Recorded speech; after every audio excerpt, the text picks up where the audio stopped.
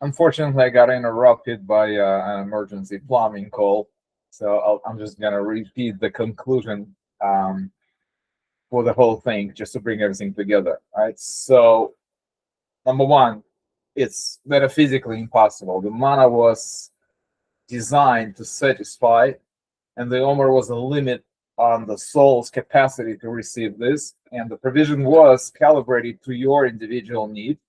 Eating in the field simply filled your quota early. Number two, it was biologically impossible. Since manna was fully absorbed and there was no waste, your body acted as a permanent storage. Filling it in the field prevented filling the basket for your tent. Number three, it was miraculously impossible. The equalization miracle was retroactive and total. It accounted for all manna you acquired, whether consumed in the field or carried in your jar. The divine accounting subtracted what was in your stomach from what appeared in your basket. Next, it's logistically impossible. For those lacking in Manna, likely the cheaters, the manna required processing, making casual field consumption impractical before the sun melted it.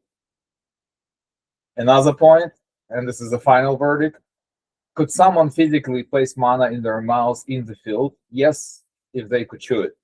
But could they cheat the system? Absolutely not. The miracle of the manna ensured that at the end of the day, the sum total of your sustenance, whether in your stomach or in your jar, equaled exactly what was divinely ordained for your soul's correction and your body's maintenance.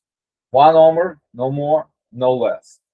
The person who ate in the fields would simply find their jar later, or the appetite gone, proving that in the face of divine providence, there are no loopholes. This is a lesson of the manna. Hashem provides exactly what we need, when we need it, in the way we need it.